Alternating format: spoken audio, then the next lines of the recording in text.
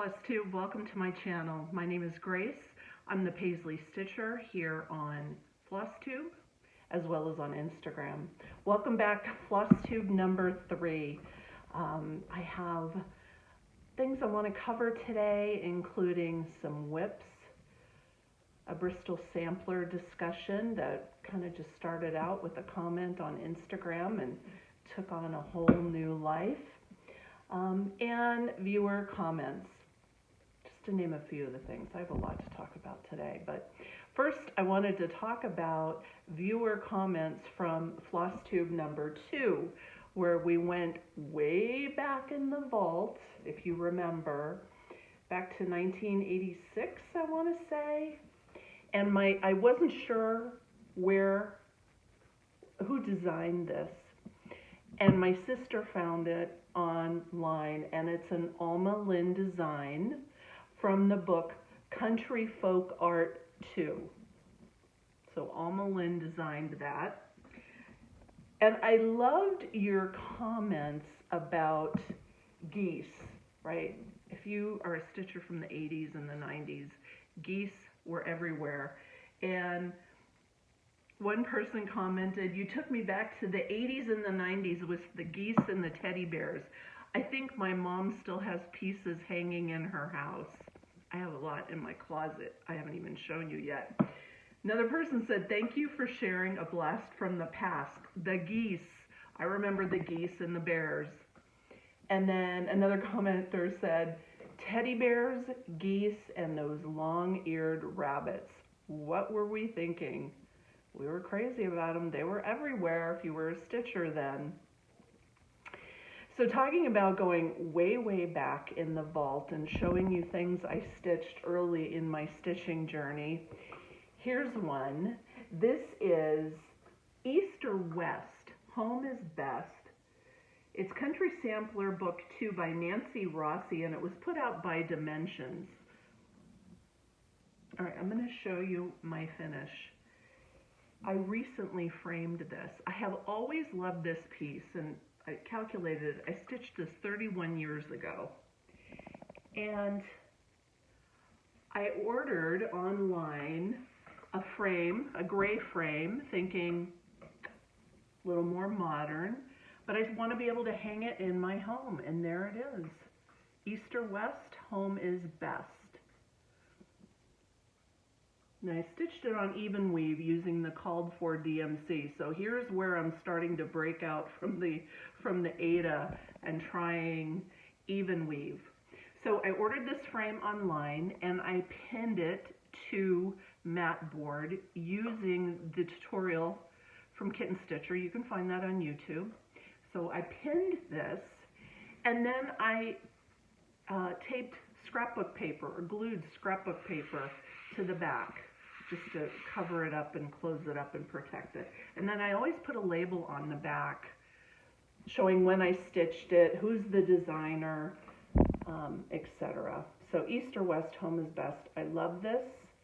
And I am going to hang this up in my home.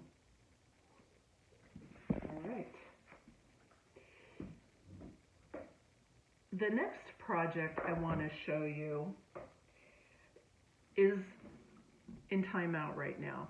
It's in timeout because I started to pin the project, so I'm framing it myself, and I got frustrated, which I did the same with East or West. East or West got put in timeout for several months. So this is Embroidery of Paris, meaning embroidery from Paris or Paris embroidery. And this is a Sue Hillis Designs.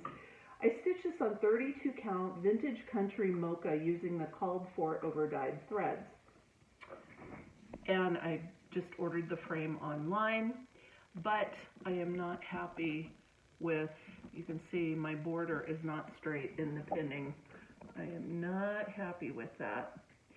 So she's in timeout for a little bit, and when I feel like pinning again and not hurting the tips of my fingers with all those pins, she'll she'll get finished. So I mentioned in one of my earlier floss tubes that when I came back to stitching, I went back to Ada just to get my practice and my tension going. And one of the first things I stitched is this. Now, it's a floral pattern I got on Etsy, and I think the store was called Stitching Land, but I couldn't find it when I went back on Etsy to look for the pattern. I just love it. I think it's, I'm sorry, I don't remember the count. My tag says it's on Ada, using DMC thread that called for threads. I framed this myself. This is in a hoop. And this, once I got it where I wanted it in the hoop, in order to get the fabric, the extra fabric to lay down flat in the back, I did lace it with thread just to get it to lay nice. And then I put a piece of scrapbook paper on the back and then labeled when I did this. So I finished this in February of 2020. And I think it's just pretty to hang on the wall just like this. All right, I've got my notes over here.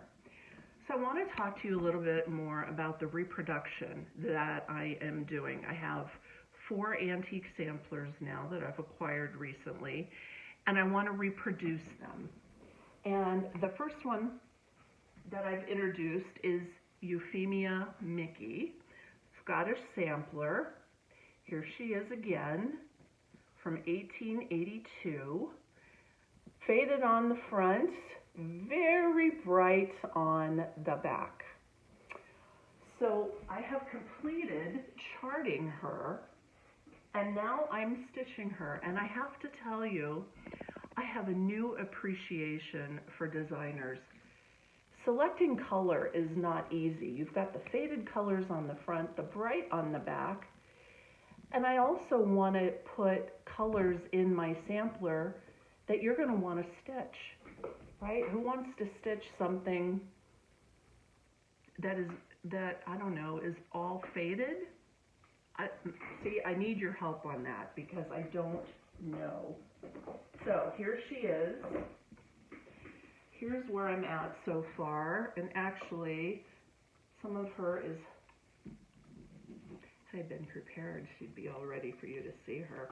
I'm stitching her on 40 count hog bristle by Fox and Rabbit, linen rather, and I'm just using DMC.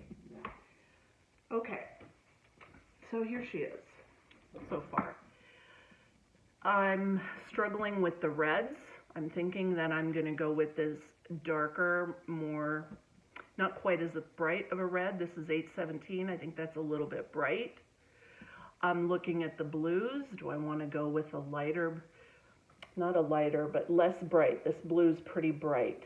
This blue, I think I prefer that one a little bit more. Then I look at things like this lettering is not really showing up. I need to change that. This I'm not so crazy about. I'm thinking of changing it to the gold. So that's my progress. Some of it's going to get torn out because I'm not happy with the color, but this is like my chalkboard, if you will. I'm just kind of trying out different colors and seeing what looks good, but it's interesting to me. I'm on 40 count. I have not figured out what Euphemia did her sampler on, but you can kind of see where I'm at on this.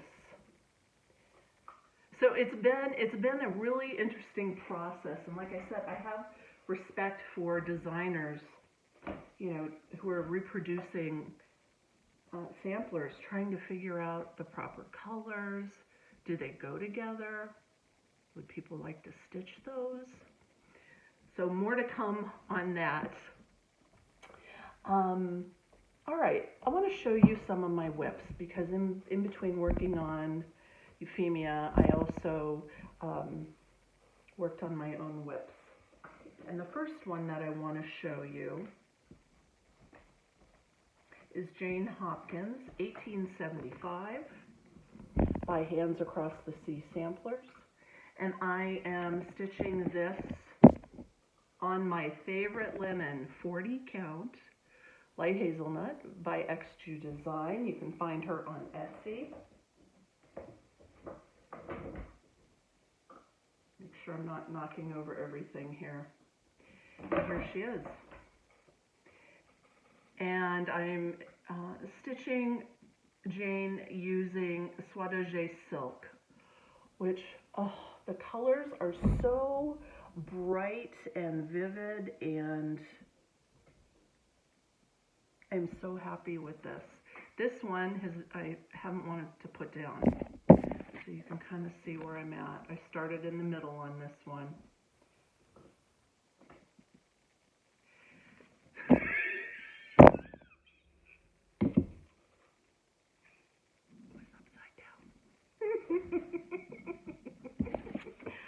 Notice that till I put the pattern up, and I'm like, why is the vase on the top of that? Okay, this looks better now, right? Here we go. So here she is, Jane Hopkins, by Hands Across the Sea. I just love all the colors and the detail. Confetti stitching does not bother me. I like that. I like the more detail and colors, the better. It's like, bring it on. Another sampler I've been working on is Mary 395, also by Hands Across the Sea Samplers. Let me show you my progress on that without knocking over everything.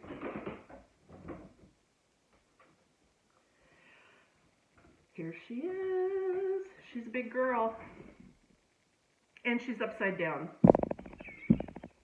It's been a week, people. I'm telling you, it's Friday. By the way, I forgot to say that. It's Friday, September 23rd, and I finished work for the day and decided to get my FlossTube filmed, and yeah, it's been a week. But here's Mary 395, and I am stitching her, can you guess? 40 count light hazelnut by XG Design. But I'm using the Soie 103 silk. This is the first time I've used it on 40 count, and while the coverage is fine, I would say that I prefer the 103 on 46 count, but I just love the red on the color of this linen. And I got to thinking, because Mary, to me, is a big girl. And when I started stitching her, I thought, okay, there's a lot of alphabets, there's a lot of motifs, and I started her in the middle. And so for every row of alphabet that I do, I let myself do a row of motifs, because for me, the motifs are more fun. So I posted my progress on Instagram for Mary 395, and I just kind of wondered. I said, you know, Mary's a big girl. Was she an overachiever? She had to stitch the biggest sampler at the Bristol orphanage. Was she a type A personality? And Michelle, who is Sunsd Mommy, SUNSD MOMI, she's on Instagram. She commented on my post, and she says, I like your wonder about why she chose to make a large sampler. My ideas are, she could stay at the orphanage as long as she was stitching. 2, she thought a large sampler showed her skills better, and thereby, hopefully, better employment. Or 3, she was just nuts about cross-stitching, something we could all relate to. And Michelle went on to suggest that I reach out to Claudia Dutcher, that she would know and be able to give us some insight. Was Mary 395 a big sampler, or was she a pretty typical size? So I did. Now, Mary 395, the original sampler, is owned by Claudia Dutcher, and it was reproduced by Hands Across the Sea Samplers. Claudia Dutcher has 2 great websites. One is called DutchTreat.com. The other is bristolsamplers.com. So I reached out to Claudia Dutcher, and she was very generous, and we had a really nice email exchange. So I'm going to read some of that to you. Thinking about the size of Mary. Mary's sampler was an average-sized sampler. Okay. There were some that were larger, for example, 450 by 450 stitches. Not many were smaller than 300 stitches on a side. So note, the Mary 395 is 378 by 396. So she's an average sampler. There were many samplers that were a similar size for a red traditional sampler stitched during that time period. You have to remember that the original was worked on fabric when stitched over 2 threads, that the whole sampler is about 10 inches wide and 11 inches high, so it's much smaller. And if you go to a Bristol Sampler weekend at the Attic, they have several Bristol Sampler originals there, and they are much smaller, and the stitch count is so small. She says, the average sampler, again, would come out to about 10 wide and 11 inches high. That was not a large sampler for an orphan girl to stitch. The reproduction is large for us today because we don't have 70 plus threads per inch fabric to stitch on. No matter what size fabric you use, there are a lot of things packed into this sampler. My Mary 395 on 40 count, when she's finished, the stitch area is going to be almost 19 inches by 20. So I'm using a larger count than what the girls did in the orphanage. So Claudia went on to answer some of the questions that Michelle had posed on Instagram. The first one being, she could stay at the orphanage as long as she was still stitching. And Claudia said this is not true. The girls made their red samplers before the age of 15. They were not dismissed until they were about 17. The red sampler they had to stitch, they completed long before they were dismissed. And the second comment Michelle made was, she thought a large sampler showed her skills better and thereby hopefully better employment. And Claudia says, the girls that like to stitch usually covered their fabric more completely, or at least when Mary stitched her sampler. The more she filled her fabric, the more she likely enjoyed stitching her sampler. There were girls that did not enjoy stitching. Really? Okay. There were girls that did not enjoy stitching, and it shows in the quality of their work. Good needlework skills did give them more job opportunities. So I went on to say to Claudia, I said, all of this has got me thinking, why were the Bristol Samplers different sizes? Was it skill level, length of time that they were working on their project, interest on the part of the girl, or maybe the age? And so this was interesting. She said the girls hem-stitched their fabric before they stitched their red sampler. The size of the fabric might have been dictated or approved by the current needlework teacher. Those girls that love stitching could have chosen a larger piece of fabric. The Pickernell sisters sampler is one of the large ones. We believe this was worked by 2 sisters, so their fabric would have been larger to show the work of each girl. The size and style of the red sampler varied depending on when the sampler was done and what the teacher required. Mary is an early red traditional style. The top was filled with alphabets, then there were numbers, and the bottom was filled in with a border of band motifs, additional motifs, the Bristol Bible, the crown, etc. Mary thought she could fill that piece of fabric, and the teacher approved the size. The alphabets were mandatory, but the bottom motifs were just fun. Given how much Mary stuffed into her sampler, we know she enjoyed stitching.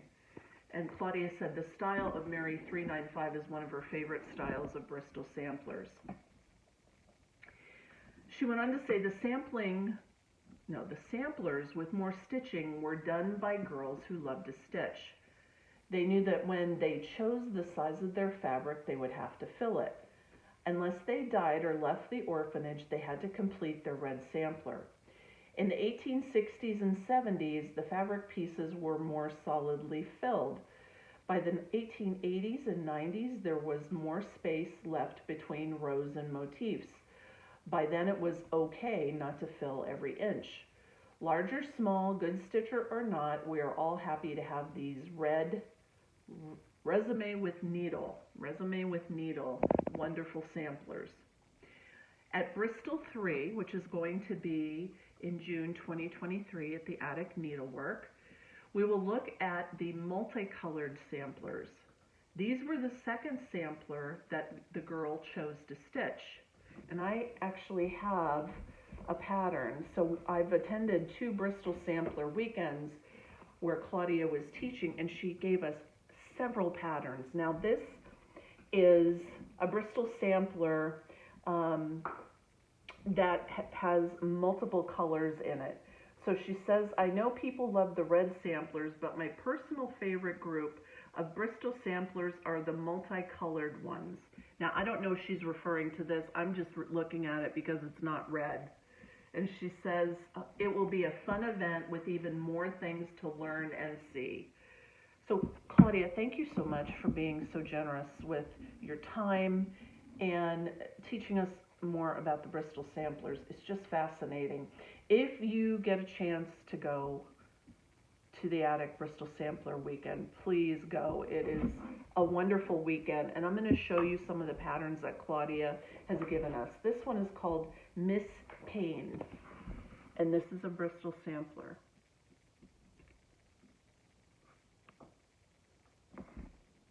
This one is Emma Sanford, 1867.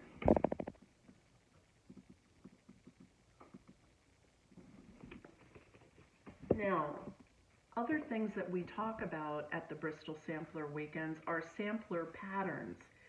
And many of these patterns, or many of the motifs or alphabets in these antique pattern books, can be found in Bristol Samplers. And then we also learn from Needlework Press, who's at the Bristol Sampler weekends, lacework. And we make our own name tags.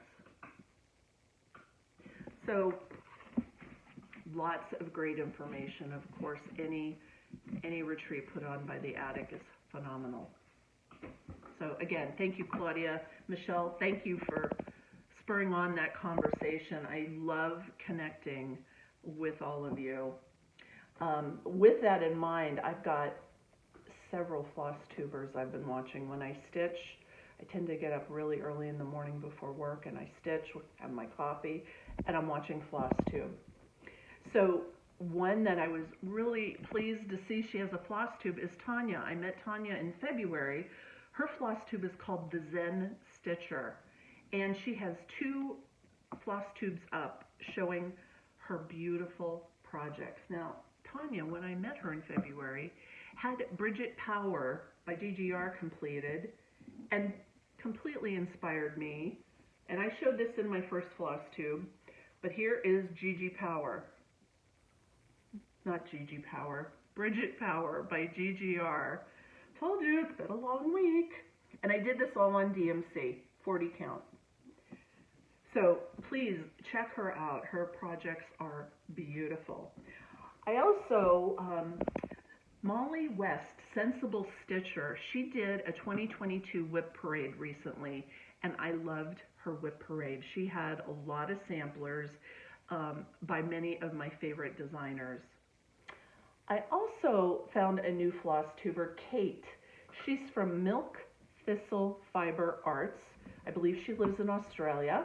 She's a knitter and a cross stitcher, and she has beautiful cross stitch projects. Beautiful cross stitch projects, including a biscornu from Modern Folk Embroidery. Maybe I shouldn't be filming at the end of a long week. A new FlossTuber, Karen, from she's a recovering monogamous stitcher. Me too, Karen. Hi, Karen. Nice to meet you. I used to be a monogamous stitcher till I found FlossTube, and then it was like, oh, I can stitch more than one project at a time. Karen's samplers are gorgeous.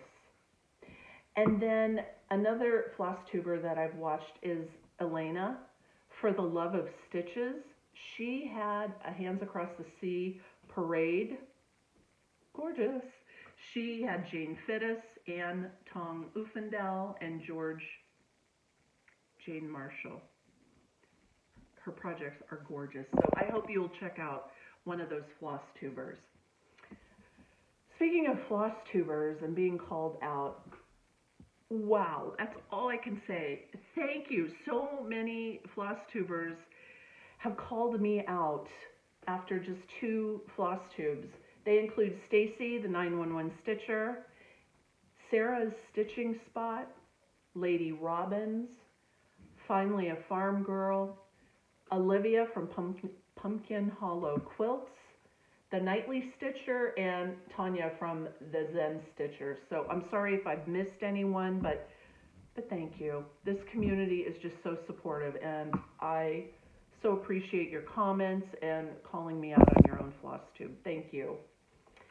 Let's talk a little bit about haul. Now, I have never done an advent box, and my friend Barry, who's Stitch Folk, said, hey, Reflet de Soie has an advent calendar box. So I ordered it, and it arrived, and there's all 25 envelopes in here. Now, this was 45 euros. I will be opening this in December. I haven't decided how I'm going to share it with you. I doubt it'll be a daily thing just because of work, but I'm excited to have an advent calendar that is cross-stitch.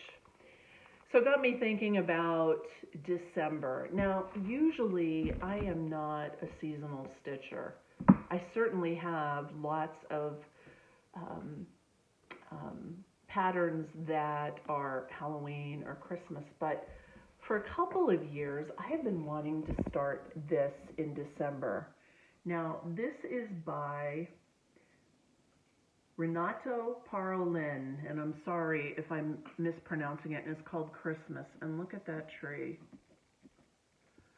I would love to start this, and I've got it all kitted up. So maybe December will be my Reflet de Soie advent box and stitching this Christmas pattern. We'll see. More to come on that. I did get some linen. I always had wanted murky, thinking about Halloween, and Picture This Plus had some 40 count murky, so I ordered that. I also had an order in for a little bit with Rachel from Needle and Flax, and I know that 40 count linen is hard to come by these days. And so Rachel sent to me part of my order, which I'm thrilled. I'm so excited to have some linen and flax linen, needle and flax.